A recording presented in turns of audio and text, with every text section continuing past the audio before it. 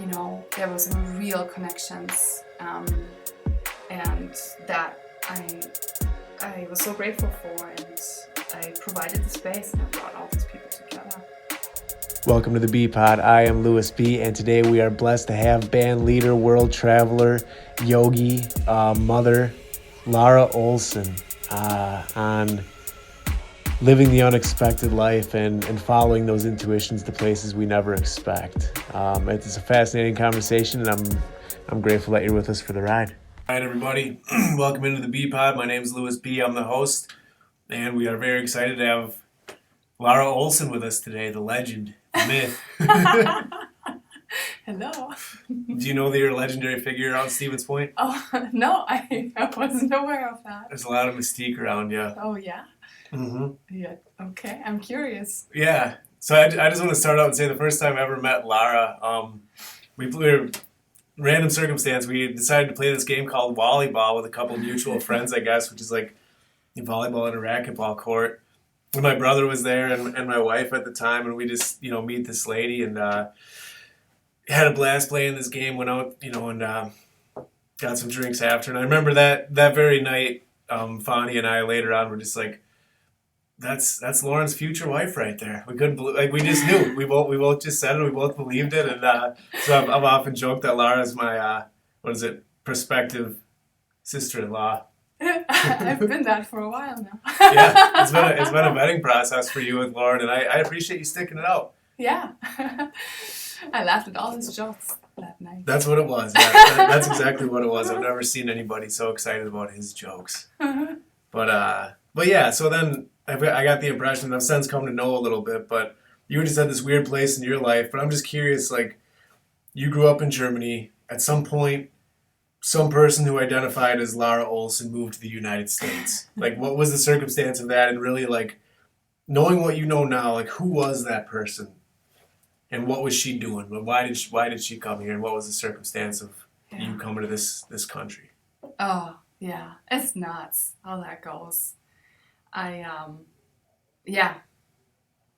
Sometimes when I look back at that story, my head kind of starts spinning. It's just kind of crazy how circumstances lead you to the place you are. I really don't regret it because I've had some amazing experiences here. Really, I've had some good times and a lot of heartbreak too, but I've done cool stuff that I would have never done in Germany. Absolutely. And it seems like you have been in a lot of situations where you have just sort of had to dig deep. I'm curious if you could tell the story of Mr. Fifi and how Mr. Fifi came into your life. Mr. Fifi is a cat, very, very special cat, and it's, just unbelievable. Oh, okay, well, after, so I lived in La Crosse for a few years, and those were some good years. I did some cool stuff. I had a band, played a lot of music, and worked as a teacher at the university in Winona, and I taught English as a second language. But then I got divorced, and so I moved out of my husband's house and looked for an apartment. And so I was in that apartment. And just like, what was, just to give a little bit more context, like, what was the fabric of your social structure at the time? Because it's like, you're a person that's like not only not in your hometown, not your home state, not your home country, not your home continent, and you're there for a guy that you moved here for. Mm-hmm. And so, like, what is that level of aloneness after going through that? Like, where were you at socially? It was tough. So I was really glad that I had my coworkers in Winona because they were really friends that I made on my own. Because a lot of people that I met through my ex-husband. And most of those contacts, not all, but I would say 95% of them were not on my side. And so I had my band that gave me a whole lot of comfort. But I remember it was my birthday And I don't know, I think I had lived in my apartment just for about a month or so. And I went for a dinner in Winona, which is about like a half-hour drive from La Crosse. And then I drove back, and I was just alone in my apartment. And for the first time on my birthday in my life, there was nobody there. And then suddenly I hear a little meow like in front of my door, and I opened the door, and there was this little black and white cat that I had seen walk around in our courtyard, and I had tried to lure it in, but he just looked at me from a distance and had never stopped over. So he was a little stray. And there he was on my birthday. And I went to the grocery store because I wanted to feed him, and I didn't know if he would be still there when I got back. And there he was, and I fed him, and he made himself at home, and he never left my side ever since. And he's moved back to Germany with me since, and moved back to the States, and it's special. I think that was not a coincidence. Well, I'm convinced that was not a coincidence. Obviously, he was alone, and I was alone, and there he was. Yeah, it's amazing. And yeah, there he is at your house. And I mean, my connection with Fifi's nothing like yours, but I definitely have had some moments, because like yeah, like special. Yeah, like I was living with you guys during a period in my life that was pretty weird, but where I was going through the divorce thing, and there was definitely times when you guys weren't around, and it was just kind of me and Fifi hunkering down, and I appreciated that, dude. I really did. Yeah. That's just incredible. Like on you your can birthday. be soulmate. You can be soulmate with an animal, and we are 100%. Yeah, and it's just, I think to some degree everybody has to go through some version. Maybe not I think at some point we go through some version of that. You know what I mean? Where it's like, whether you're that physically alone or not, just these times when you like really just have to go down. You know what I mean? And like find that thing that you have that's like not dependent on anybody else. And it's brutal. Yeah, it's brutal. And I had existential fears. It was really just me, and that was new. I had never lived on my own. But I appreciate that I did it, actually. Yeah. I had a really nice place, and it was good. I had a sense of freedom.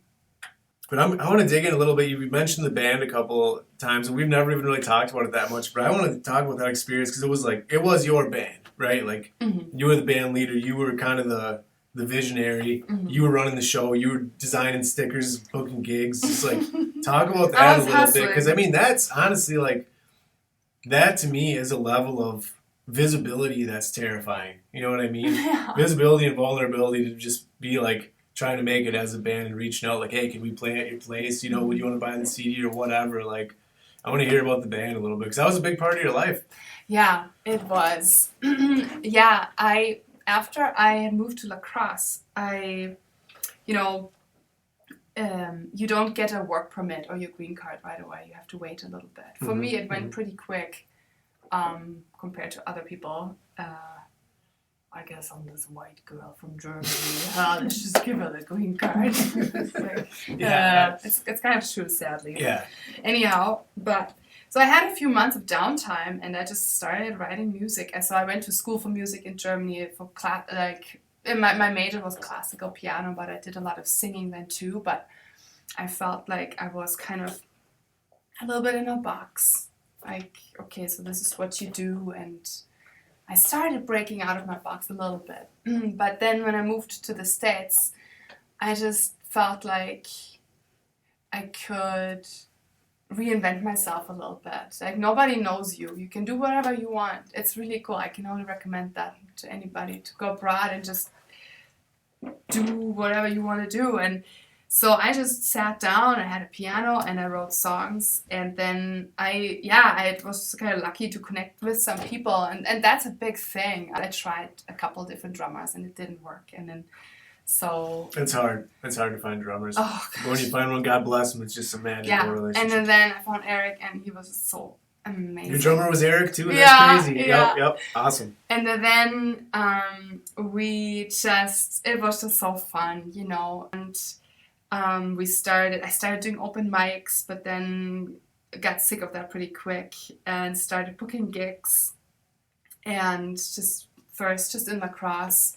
And talk a little bit about the gig booking process, because I think most people probably haven't been in bands, and it is. I mean, there's not much that's glamorous about it, especially when you're nobody. It's not. It's really not fun. It's really not fun. I mean, you just basically sometimes shoot into the dark. I mean, the cool thing is that then the people I worked with in the band, they knew the community, and so they could help a little bit with that stuff, like right in lacrosse. But pretty quickly, so I was so, if I want to be, I can be so ambitious. I had a big vision. Like, I wanted to play not just in lacrosse. I wanted to get out, and I toured the States a little bit, and I organized it all by myself. So what you do, you just write these random emails to venues, you write emails to other bands that you find online, because if you go to a different city, like I've played in Denver, like nobody would come to my show in Denver. So you have to connect with other musicians, and you have to have songs recorded. Like, hey, here's my stuff. Here are my YouTube videos. Can we play a show on, that date in that venue? And a lot of it is into the dark, and you never hear back. And then sometimes you hear back, and then you still don't really know what to expect, really, until you actually show up at the venue. Is there a lot of other stuff going on in town? Are there actually people who... So you design posters, you make YouTube... So we made music videos that were really fun. We have some really fun music videos out there. Yeah. But I had a real drive. I really wanted it. I really knew I had something special. I had good songs. I am a good musician. I'm a good singer, and I just wanted to see how far I can take it. Yeah. Yeah, you're definitely a person that catches fire on some ambition, and just, again, that piece that's like, I'm gonna go for this. And yeah, I guess that's something that I'm kind of learning at the moment, is just like, I think you just have like weird nebulous visions about how like a band would become successful, or any creator would become successful. Really, I mean, it's a pretty logical build. It's like a lot of just, like you said, just background stuff, like get a couple videos so you can get a couple gigs, and then maybe build into some bigger gigs, and a lot of outreach. I'm sure there's plenty of times where you just be playing to an empty freaking ballroom or whatever, and it's like, maybe it has nothing to do with your music at all, but it's hard not to internalize that. And so, like, how do you keep going?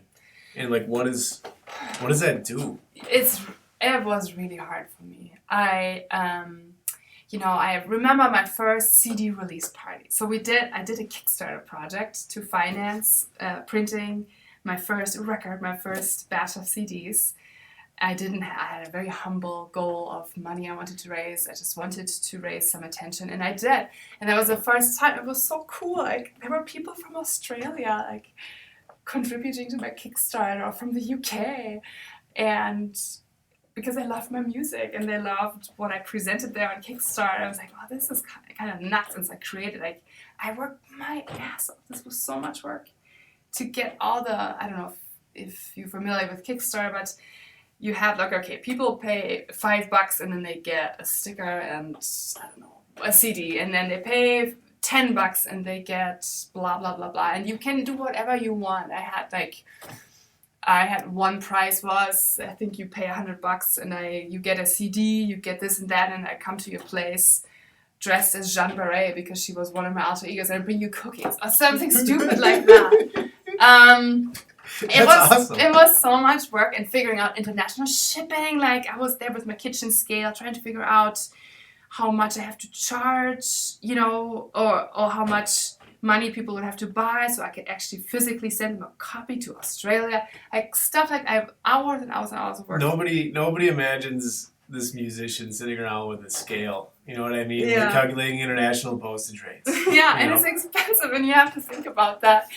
And then... And a party just wants to make it work. A party just wants to make it so available, right? It's like, it's hard to it's hard to ask, you know? Yeah, for sure. But I created this big buzz, and we had a CD release party at this pretty small coffee shop and music venue, but there were a bunch of people there. It was packed. It was packed to the max, and it was so fun, and I felt on top of the world, you know, and people came because they already knew me from other shows and open mics or whatever, and yeah, I felt on top of the world.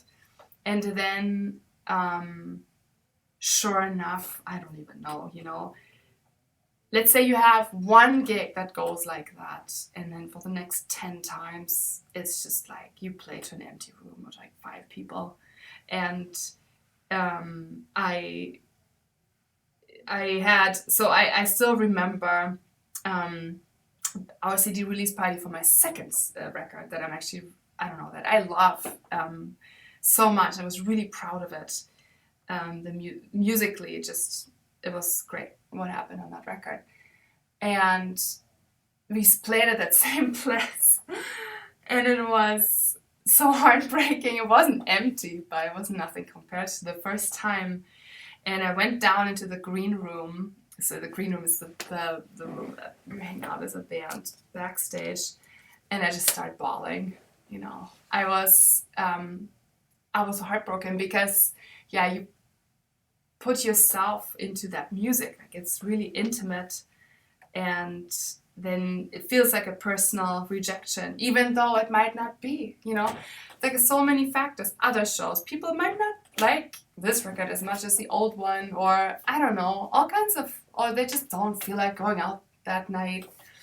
Maybe I didn't have as much buzz created because I thought maybe I didn't need it as much anymore. Yeah. But I was mistaken. You have to hustle. And then the guy who played guitar in the band, who was also my boyfriend at the time, he has played in bands for all his life. He was a bit older than me. He said, "Lara, that's just what you need to do. That's the work. This is normal. You have one gig, that's great, and then you have 10 that you just have to kind of suffer through. You just have to get a thicker skin. This is part of the game." And then, yeah, I believed him, and I think he's right. But we had, you know, at that time, we had, for example, a gig at at UW-Madison at the Terrace right there at the university. It's pretty iconic. And there was, afterwards, after the show, there was a lady, a woman. She was maybe in her mid-20s. She walked up to me and said, "Can you sign my CD? I drove here from Chicago. I've been a real big fan of yours." I looked at her and I couldn't believe it, you know. So, and then those are the moments that keep you going. Mm-hmm. Those are the moments that keep you going. And then you go to the gig that you drive. So, I mean, at that time I worked full-time at the university. And then every weekend I would pack my van. That was my van with all the instruments and with my band. And then we drive around, and sometimes 4 hours, 5 hours. And that was one show. I think that was a little bit of a breaking point. It was in Iowa City, and that was one of those shitty ones. I played with a band that I had played before with, and they were great, but we couldn't make anything happen that day. They said, "I'm so sorry, why nobody came? There was another show." And so at the end of the day, I wanted to collect the money that we had made. And there were some people there, but the guy behind the bar said, "There weren't enough people there. You won't get any money. You can have a free beer." And I just said, "Fuck you." And then I left. And and it was at that point 2 a.m. So we drove 4.5 hours back and came back at 7 a.m. and I was just burnt out. So I don't have an answer for you how you deal with that, because I think at some point at that point in my life, I couldn't do that anymore. I needed a change. I wanted to have at that point, I wanted to have a family. That was one of the reasons why I got divorced, because that just wasn't in the books for us as a couple. And I really wanted that. And I'm like, that's just, what am I doing? What am I doing? This is just not going to work. And it seems like in order to make those kinds of changes, there's often a rock bottom experience that needs to occur. You know what I mean? There's a lot of these, but then all of a sudden maybe it's we've driven 4.5 hours and the dude says, "Hey, here's a free beer." fuck you and maybe fuck this. But it is, I mean, it's creating is a lonely venture, you know, because it's like you're shooting stuff out into the abyss and you never know. It's like I just came across a poem recently where this young poet is talking about the perspective of an older poet, and he says, how do you know if anything you write is any good? And the older poet says, you don't. You die never knowing, and if you need to know, then don't even do it. That's true. You know, and it's like you're alone. Most of the work that you've done, like building this thing up, and then it's just like it's you, and when it's empty, it's you. But isn't it though still kind of? I think that's what I'm struggling with, because I do want to get back on the creative path, and it's like, how do I do it to make myself free maybe from the outside forces? Because I have to admit, and that's maybe not that seems a little bit selfish and ugly maybe, that's a driver, but it was a driver for me. It was being on stage and actually like making people cry with my music. Like to me, that is so powerful. Yeah. Or I got an email from a woman in France who said, oh, I came across your video about Jean Barret, and I'm a historian, and we have this club about Jean Barret. She's a historical figure. I wrote this song about, I kind of made a little bit fiction out of it, and she said, you captured her spirit, and that's amazing what you did. It's like stuff, I don't know, that blew my mind. And it is like kind of the connection. So you put something out there, like, why do we do that? Sure, we do it for us, but I also think that we do it to connect on an emotional level. Like you write a song, to me, it's about emotion. Yeah. And about connecting. Yeah. It's really, I mean, okay, you can write a song that's just a song that stands on its own and that's fun or sweet or sad. But I think if there's nobody to listen to, what? Yeah. No, and yeah, you say whether it's a selfish thing, but it's like, no, because we need those people that are willing and also inclined to stand on stages and make us cry. You know, and that's one of my critiques of society, is that it just seems like we keep having the creativity just beaten out of us, you know? Like, as soon as we get to a certain age, it's like, nah, fuck that music stuff. You know, get a job. It's like, you know, what if Kendrick Lamar just decided to have a full-time job? You know, for me, it's just this guy this music is like medicine to me. It's like, what if this guy didn't have the guts to go out there and make me cry? Yeah. You know, and so I think that it's like, most people aren't inclined to do it. You know, most people, that sounds terrible. So I think to me, it's like, if you're naturally inclined to do it, you know, hell yeah. Because you sacrifice a lot. You sacrifice a lot. Yeah. I think people sacrifice relationships. They sacrifice families. It's, I think you have to be aware of that if you do that on that level that I kind of strived for at some point, that, takes a lot of sacrifice. Yeah, you have to almost be like sick in a way, you know, to do it, really. Yeah. And I say that not even jokingly. And I kind of now want to, this is something that we've talked about, but like, so you had this band, and I know that you kind of classify things as failures, which I understand why, and I think it's interesting, but it's like, so this band, you know, it failed, and just like, talk about that failure, you know, what was that failure? I guess you did a little bit, but. Well, I think the interesting thing is we maybe could have gotten going, could have kept going, but at that point I decided this is not working. My job at the university, I could see the numbers of our students dwindling. So little ESL programs, so English as a second language programs, all around the country were struggling and losing students and bit by bit closing down. I could see it, and there came this existential fear. And I was like, oh, shoot, what am I going to do? I need a job. This is not going to work on the long term. And my relationship there was also nothing where I'm like, okay, we're going to start a family.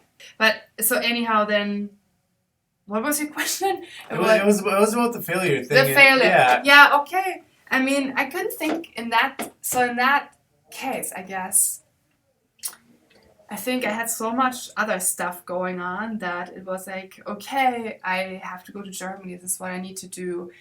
Sure, I think I did think about the band that I broke up, that in a sense failed I guess it didn't create that big buzz that I had hoped for. Which what was I thinking? My music was far from mainstream, you know. But yeah, when I moved back to Germany, it was November, and I didn't see the sun for months. I was super depressed. Super depressed. It was such a big shift. But I mean, I was also long distance dating my brother, so there was a glimmer of hope. He's a hell of a guy to long distance date, I would imagine. But yeah, because right before I left for Germany, I started dating Lauren. But it was a big shift for me and my identity, and yeah, I was definitely I was kind of depressed at the time. It took a while. Identity. That's an interesting word, because you can both be like, you can be the band person, you know, the lady at the front of the band, you know, like the face of the band that some lady drives from Chicago, you know, 5 hours to come see, and then all of a sudden you're not. Yeah, that's nuts. And it's like, one thing I've been thinking about prepping for this is like, when I was living with you guys, I was going through some weird identity stuff. It's just like all of a sudden, you know, I'm just like, what is my life? You know, I had been like married with a kid, like running a business with some people, and everything crumbled and failed, you know. And then all of a sudden it's like, and you guys were always gracious. I'm so grateful I was with you guys. But it's just like, just me, it's just like, just some guy's younger brother living in a spare room, like with my daughter, you know, just like not doing shit, you know. I had a newborn. Just like, Amelia was newborn. Ella was going through a terrible twos, and I'm just kind of like, just a guy around talking to the neighbors and shit in my pajamas, like, I'm Lauren's brother crashing. It's like, it is. I mean, circumstances, like, I'm relatively grounded, and even that, like, that threw me into a tailspin. Like, dude, you're the fucking bum brother. So I know, like, you go all this back, and all of a sudden, I think those, like, that aloneness, it's like, who am I? You know what I mean? Yeah, and I obviously, I think everybody goes through that in different times of their lives, but that was a big cut. And and now that I've had Emilia, and I've had some recent shifts too, like professionally, where I'm like, okay, I'm not doing this anymore. So who am I? What, you know? Yeah. So big identity shifts, and I guess I haven't fully figured them out, but I wonder whether we ever really fully figure them out. Yeah, I don't know. I don't know what that is either. So, let's mark that down. Identity shifts. And the thing to me that's so fascinating about like the failure is that like often failure could just be reclassified as change, you know, like something ended and something else will fill the void, you know. But it's just interesting to be on the inside versus on the outside. Like for me, when I've had a couple friends that have started businesses that have failed. One guy built this app, or I want to get into the yoga business in a bit, but from the outside, it's just like, shit, you had a band, you did all that stuff, you know, you had this party, like you did these gigs. It's like, that's awesome. You know what I mean? It's like, I wouldn't see that as failure, you know? Yeah. And it's just a difference. And I think it's valuable to recognize that. And I've been thinking lately about like outputs versus outcomes. You know what I mean? Your output is like the music, you know what I mean? Or, you know, whatever it is. And then the outcomes are all the things that you can't control from the abyss coming back. And it's really hard to not have any control. Oh, I like having control. That's true. Yeah. Yeah. So it's just, but that thing about failure, it's like, I see somebody that like started a band and did all this stuff. It's like, hey, that's a hell of an experience. Even, you know, whatever, us in here, like the output, we're having a conversation. You know what I mean? The outcome, I don't really give a shit at the moment because I've been wanting to have this interview with you for a while. Yeah. And one thing I think I want to pivot to is like, so you moved back to Germany, got back to the States. And you went deep in on this yoga business. Started up. So talk a little bit about the inception of Happy Cat Yoga and like how. Yeah. Yeah. Well, before the pandemic hit, I was working on my business plan. I wanted to open a studio, and I had like some real conversations. I went like again, I did the groundwork. It reminded me of my time of Shinte when I sat at my kitchen table and I weighed the CDs to figure out, okay, how much money do people have to pay so I can afford the postage. Now I was actually going to Menards looking at flooring. It's like, okay, so how much money do I have to allot for this and that much square footage and blah, blah, blah, and put that in the business plan. So I was and the eye of the tiger is just playing behind you at all times. In this and there's the small business, how's it called? Small Business Development Council. I met with a really nice guy and he gave me all these resources. And I was like, starting to get real. And then pandemic. And I think that was a blessing in hindsight. Oh God, I'm so glad I didn't open up a yoga studio and go in a bunch of debt. So, but I started still, like, I was still pretty driven. I did a lot of online, so all on Zoom. And I have people in different countries and so that I know, obviously. So that was perfect. And that worked actually really well. And I did quite a bit of hustle there too. I run a lot of ads on Facebook and did a lot of social media. And I would say that I think on my humble level, I did pretty good for a while. I want to pause right there and just kind of go, tell me what is yoga actually? Like, how would you begin to define? Because when I think of like you as a yoga teacher, it's different from other, quote unquote yoga teachers that I've experienced. I'm just curious, like, how would you begin to define what yoga is to you, and maybe even start with why, like the why of it for you? Well, it's been a process for me, but I think the more I've practiced yoga, the closer I became, the closer I came to the real meaning of yoga, which means like a unity of body and mind. So it's like a holistic practice that, through movement and breath, you can actually access,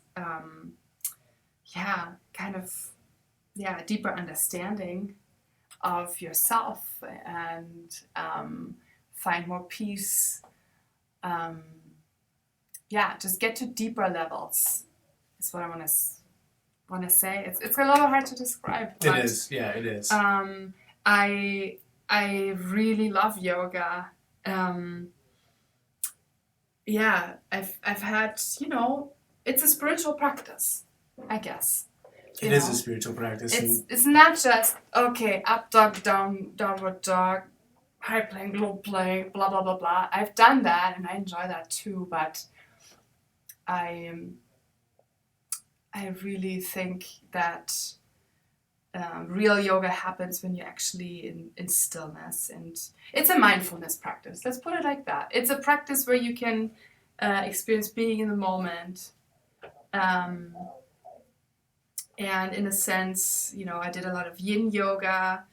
It's a kind of a meditative practice, even though, you bring your body in physical shapes, but then the goal is actually goes beyond the physical. But it's like, okay,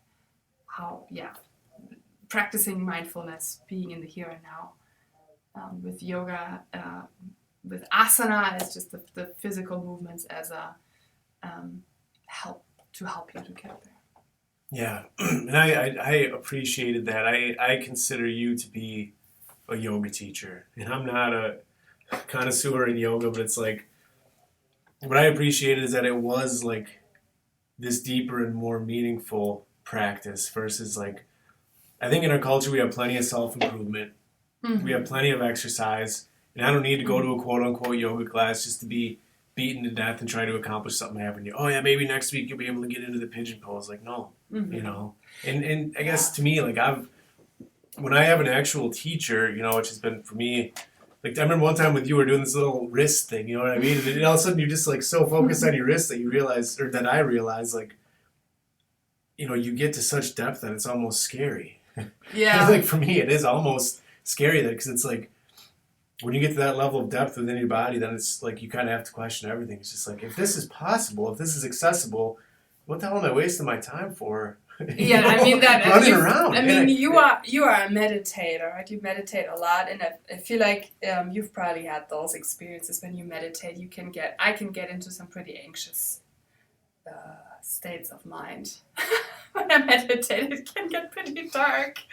You know? Yeah. But I think what the two have in common is that in some ways it's like your body is almost dragging your mind around instead of what we usually do, which is the opposite. You know, your mind kind of drags your body. It's like, oh, you put the body first. But all that to say, I guess, that I did appreciate that I felt like it was an actual spiritual practice as opposed to just being another American self-improvement blah. Yeah.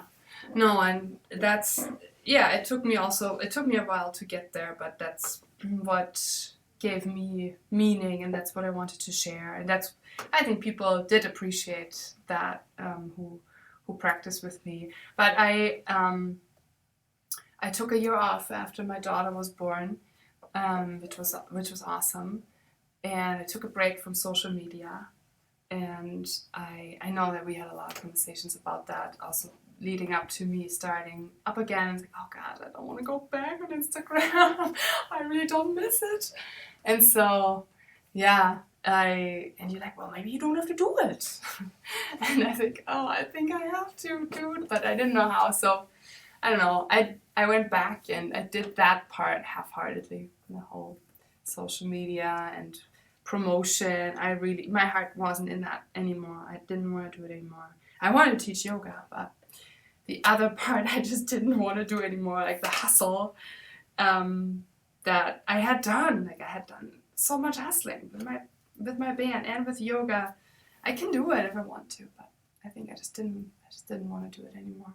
Yeah, and I'd be curious for you to flesh out a little bit, like the actual experience that you feel like your greatest moment of success doing yoga, like that connection, you know, man, within your like circles or whatever, like what, and then like contrast that with what your experience is with social media, because I'm just curious because those are two different worlds that play together. Yeah, because I loved teaching yoga, and the moments that were so meaningful. I can think of many moments with my mostly women, not all, but mostly women, that I had an online group that was a pretty solid group that was dedicated, and we would connect every week across, there was people in Hungary and in Germany, and there was some real connections, and that I was so grateful for, and I provided the space, and I brought all these people together.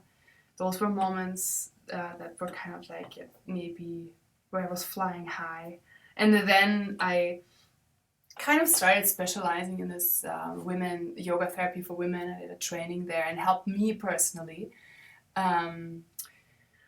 through some stuff that I was going through. So I'm like, okay, this is worth sharing. And so the last half year maybe, I started doing these women's circles. And man, was that something that people wanted and craved. So to set up the space, and then part of that is like women come together and then they can share whatever,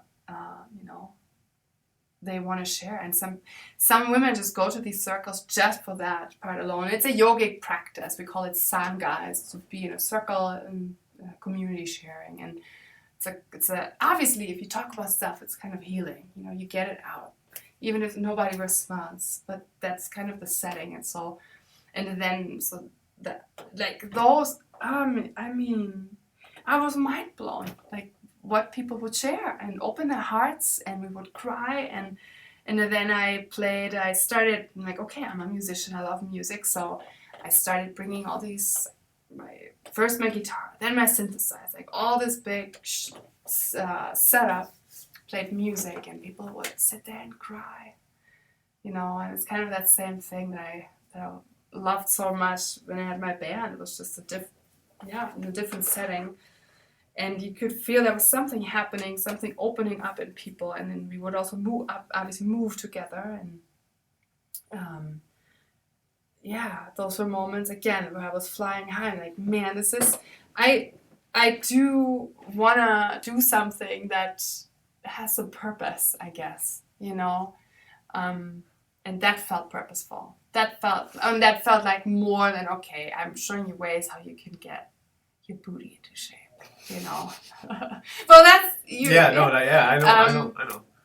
So that and that was hard. I mean, when I decided to be done, that was kind of like it kind of crept closer to me, that decision. It kind of was back and forth, but at some point I was like, okay, I'm done.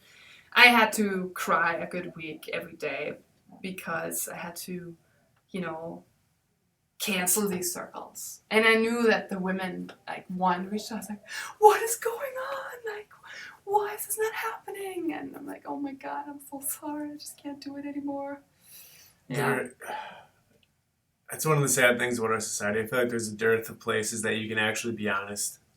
You know, a circle like that. And I think if you just create the space, people are more than willing to be honest. You know what I mean? And if you can facilitate a space like that, that's really special. And I would not be willing to live without spaces like that in my life. And so I can understand for that, like, just the desperation. Like, what do you mean I have to go back to not having this connection? Yeah. And it's like, well, no, you got to create it. You know, and that was so heartbreaking. And I just couldn't provide that anymore, but I needed to look out for myself. Yeah, and why couldn't you? Because that was the connection that you were having towards the end, and I want to hear about, like, what's the grind, like the stuff that you just said, I can't do this anymore. Like, I guess maybe the social media stuff or whatever it was on the other side that was just crushing you. Because it was crushing you. Yeah, it kind of was. I mean, I think there were different factors. The fact that I didn't hustle enough led to the fact that my women's circles were doing pretty good, but all my other classes weren't. I have to be honest. And so I started losing money. I mean, we're not talking a ton of money, but I started losing money, and it's like, oh man, how much longer can I keep doing this? And that was a little bit of a vicious circle, because I'm like, oh, this is my own fault. You know, I could just do more to promote myself, but the promotion that I used to do, or that I saw other people doing, I'm like, this is just, there's a lot of fake stuff out there. There's so many, say you look at some famous yoga teachers. Okay, so then they have their stories, and then they show their green smoothie that they make, and then, okay, I'm just gonna do my morning meditation, and you have to document it, obviously, and then you should also throw in a little, like, how do you call it, if you have a video that's like played like 3 times the speed, and then my cat has to walk in and out, and preferably my child too, because that'll bring me lots of likes. Oh yeah. Like I remember when I was pregnant, I'm a certified pregnancy yoga teacher, and I was really excited to teach pregnancy yoga, and I did quite a bit, I thought, to try to promote that and connect it with all kinds of people, and I couldn't get anything going. And one of my physicians asked me, how's that pregnancy yoga going? I was like, it's not going. It's not going at all. And she said, oh yeah, well, it's a little bit hard here. Probably in this area, people are not super interested. But, do you know Yoga with Adrienne? I'm like, yeah. And I like Yoga with Adrienne. It's nothing against her. She's great. She's like, yeah, she has her dog, Benji. It's kind of like a gimmick. You could do that with your baby. Oh, yeah. And that's when I started to realize that's gross. That's kind of a rock bottom moment right there. I'm like, no, I'm not gonna put my child in these videos, and many people do it, and I just hate that stuff.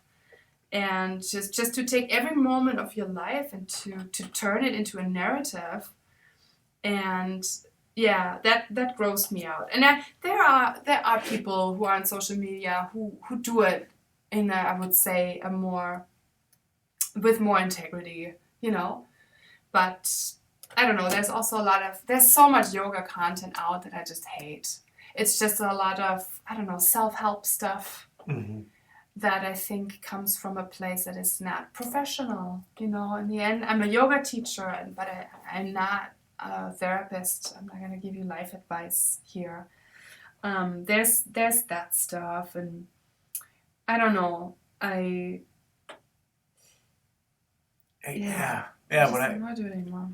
Yeah, I just see a lot of that where it's like a lot of stuff on social media just makes me feel like shit. I think you're kind of the same, like, that's just the pattern where it's like, I don't know exactly why, but for every second I spend on social media, I feel more like shit. And I'm a creator on social media. I don't consume anything on there. It's like I would have liked to be more supportive of your stuff, but I don't even want to go into the pit. Yeah. I don't want to go into the pit. Exactly. So when I was still doing more on social media, I did so I think probably every yoga teacher does this. You put yourself in a pose, you snap a picture, and then you write something. Whether it's technical about the pose or whether it's philosophical, it doesn't matter. And I remember my best friend in Germany, she was like, oh my God, Lara, I could never do this.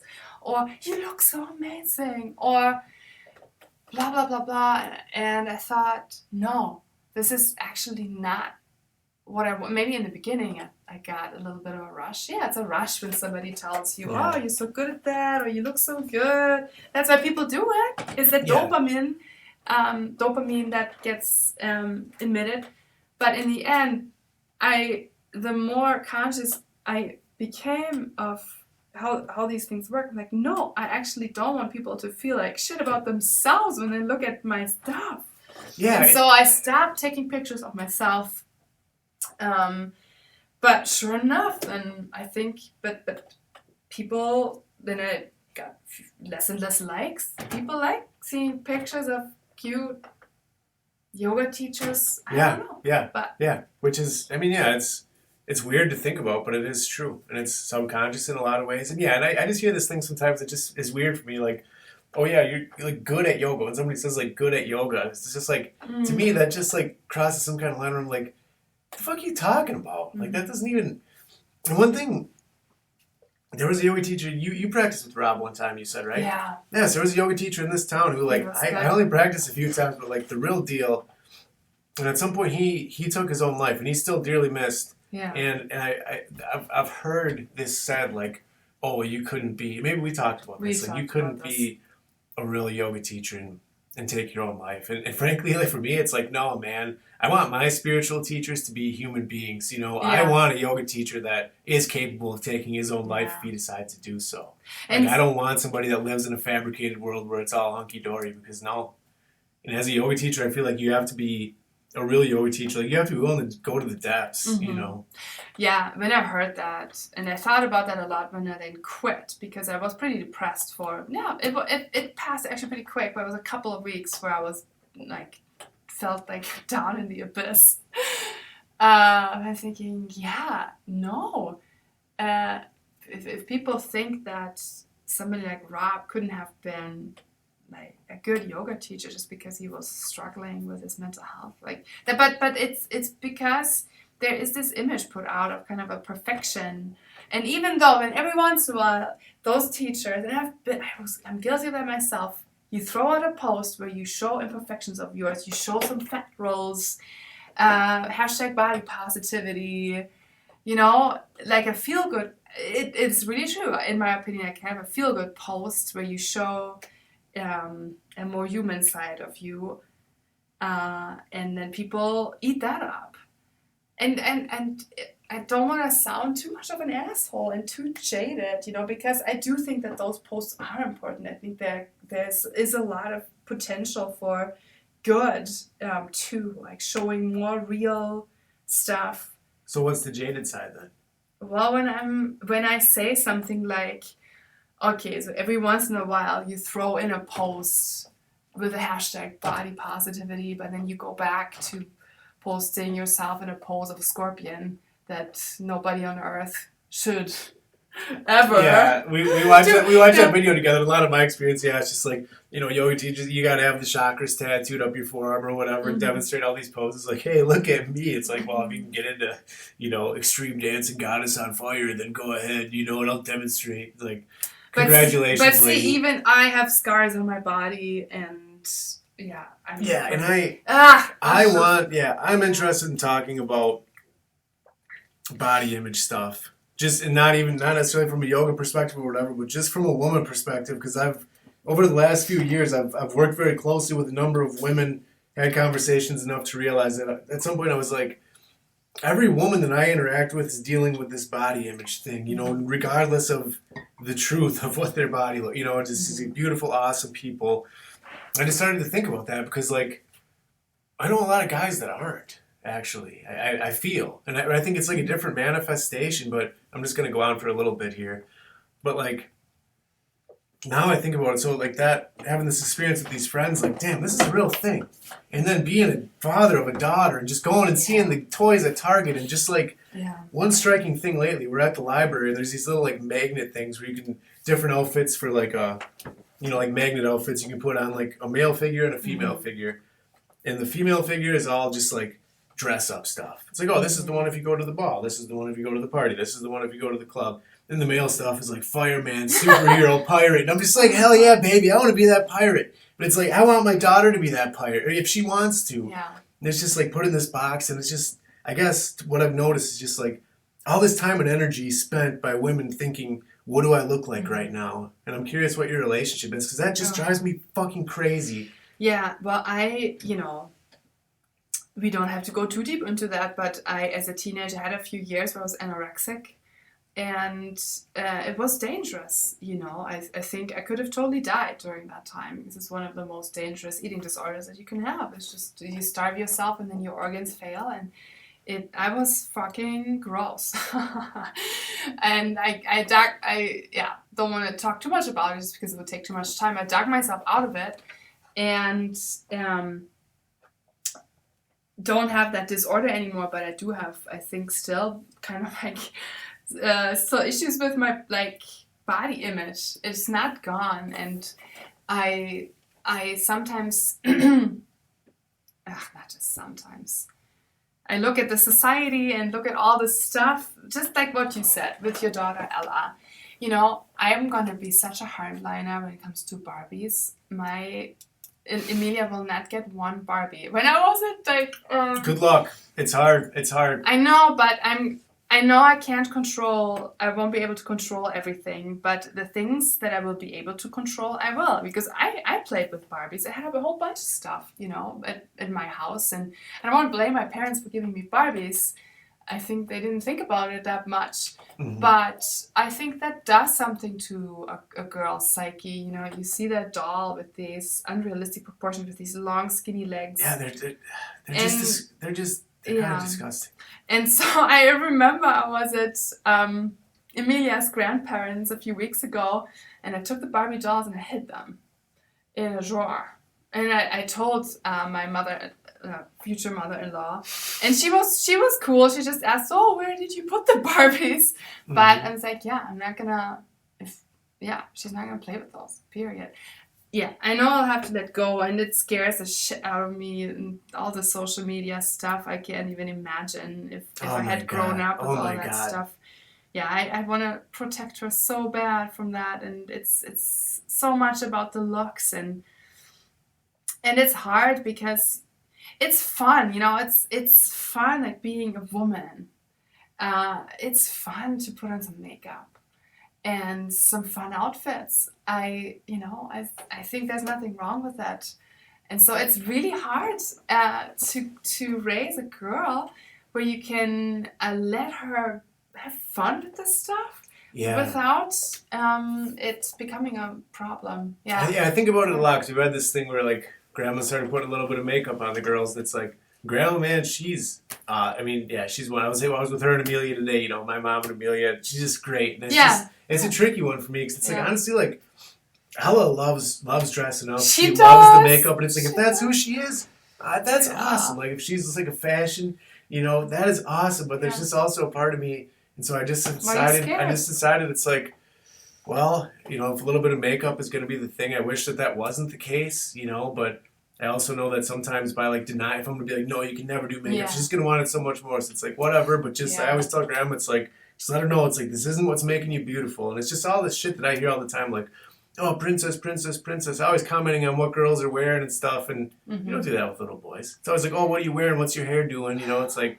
hey, Yeah. man, Ella said to me the other day, she was like, I'm worrying about death these days, Dad. You know, she's like, that's the thing she's thinking. Your daughter is amazing. Yeah, It's she just like, is. you She sit is here and special. trivialize this person. She's thinking about death. You know, it's just a valid thing to be concerned about.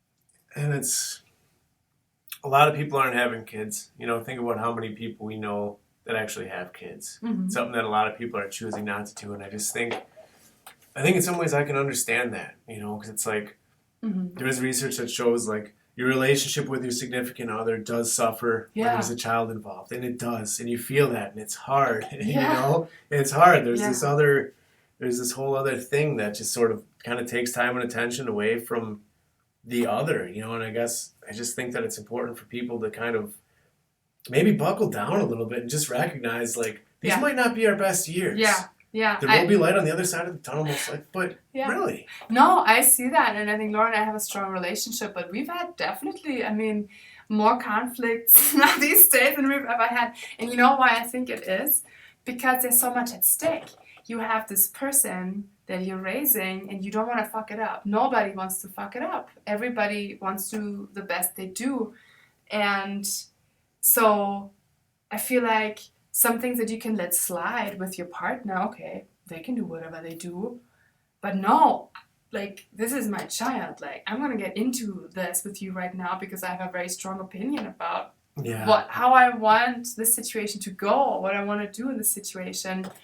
And so I do think that you really, I mean, a child brings out the things that you could maybe hide otherwise. Yeah. You know, like, it brings out some stuff, and it brings out potential for conflict. Yeah, I do think you gotta buckle down, and I think Laura and I, we were both really prepared for it, and I'm grateful for it. We don't listen to it these days much anymore, but we listened to the Savage Love cast a lot. Yeah. And there's this dude who gives sex and relationship advice, and he would always get these calls from the couples who never had sex, you know, and they had a newborn, and he's like, so how old is your child? 11 months? What are you even whining about? You know, yeah, no, you're not gonna have sex right now. All right, just get over it. Yeah. Just get over it. I think that there's probably some liberation in just hearing that, you know, it's like, we're not weird, but it is something like when you're in the moment, it's just like, man, this doesn't feel like what I want, or you can feel trapped in your own life sometimes, I think. Mm-hmm. Yeah. And I can say that, like, that actually passes. You know what I mean? It's like, shit, Ella's, you know, she's going to be 4 here in a couple weeks, and I don't feel that in the same way that I did. You know what I mean? Like, she's not as dependent, just like, that the worst of that has passed. Mm-hmm. And we didn't, you know, my relationship didn't survive it. You know what I mean? For whatever reason. But I think it is something that is but it's also, I mean, awesome. Like you said, you learn so much about yourself, and you just all of a sudden, it just keeps you on the ground. You know what I mean? That's the thing. It's just humble. Like one thing that Ella, like, she doesn't let me escape when we're together. You know, it's like if we're walking to daycare, then it's like, this is the moment, man. You know, she's just like, I'm gonna hop onto this, you know, like, electrical post that's like laying here ready to be staged, and I'm just gonna walk on this, and you should too, you know. And it's just like a nice reminder. It's like, this is the moment. You know what I mean? I don't know. Maybe that's simple, but no, it's true. They are very much in the moment. It's what they have. Yeah, and like Amelia still has that tether to the other like side. You know what I mean? You just see it in her eyes. You know, I think like a newborn is like kind of mostly in the spirit world, kind of. And then slowly, and so Amelia, I still see, you know, and so it's just like the way that she can look at you sometimes. It's like, damn, this is like a spiritual experience, just looking, you know, I'm being seen. Yeah, they see you. It's nuts. That's true when they're so little. Yeah, that gets lost a little bit, doesn't it? Yeah, yep, yeah. With Ella, that's not there. And when I see Amelia, it's just like, I just see so much of Lauren, man, and it's just like, he's just such a sweetie. Even it just reminds me of like, there's all these pictures from when we were kids, and like when I was born, he was always just hugging and smooching me. I don't know if you knew this, but like he was just giving me smooches all the time. And Amelia smooches. She smooches and smooches. You know, it's so sweet. It's so sweet. Yeah. It is. And so I guess on that front, do you have any news that you'd care to You got anything coming up with relationship stuff or anything? Yeah, I'm getting married in Wow. wow. What a surprise, right? Wow. Yeah. Congratulations. Thank you. I'm really excited for that. I am Yeah. really, really excited for that. Yeah, me too. Well, actually, you are playing a pretty crucial role in this. Yep, I'm excited for that too. Yeah. I'm officially for hire as an officiant of weddings, so. Yes. Oh, did you do your... I mean, not officially, but I will. He's not ordained yet. I will become On ordained, getordained.com. Well, Lara, Yes. it's been great having you. I appreciate it. I'm really excited about this, so thank you. Yeah, me too. What's wrong with this book? Oh, yeah. Read your favorite passage from that book. Oh, my favorite. My favorite. That's almost impossible. Okay, let's see. My favorite passage. So the only prop that we brought today is a book called Oh, the Places You'll Go by Dr. Seuss. And the reason I wanted to is because at a time when I was quite lonely at their house, I came across this book. And it just I was like, wow, this is a great book. And Lara shared with me that it was an important book for her too, which might seem trivial given the fact that it's a Dr. Seuss kids book, but it's just, I don't know, there's just something to it. Do you remember when I bought it? No. Because I don't know if I ever told you. I bought it right when I was going through my divorce. And so I was not familiar with the book. We don't have Dr. Seuss in Germany. And I saw this book and I read it and I just started crying. You know, it just really resonated with me. Oh, the places you'll go. There's fun to be done. There are points to be scored. There are games to be won. And the magical things you can do with that ball will make you the winningest winner of all. Fame! You'll be famous as famous can be, with the whole wide world watching you win on TV. Except when they don't, because sometimes they won't.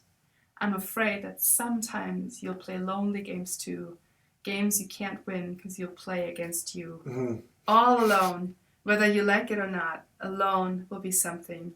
You'll be quite a lot. And when you're alone, there's a very good chance you'll meet things that scare you right out of your pants. There are some down the road between hither and yon that can scare you so much you won't want to go on. Damn, yeah, there's, wow, I forgot how heavy that actually is. But obviously it goes all good in the end, and yeah. And you've experienced that, and he was right on, you know. Yeah, for sure, you know. It's the relationship, it's the band, it's the yoga teaching, it's just everything. And you can never foresee what's next. No, you can't. Nor should you. Hey. It's been a hell of a ride. That's right. So I'll see you in a couple weeks for the wedding. Is it in a couple of weeks? Yeah, couple 3 weeks. See you We there. gotta get ordained. All Hey, right. you gotta get on getordained.com. All right, thanks for listening, everybody. It's been a pleasure with Lara. Thank you so much. Thank you.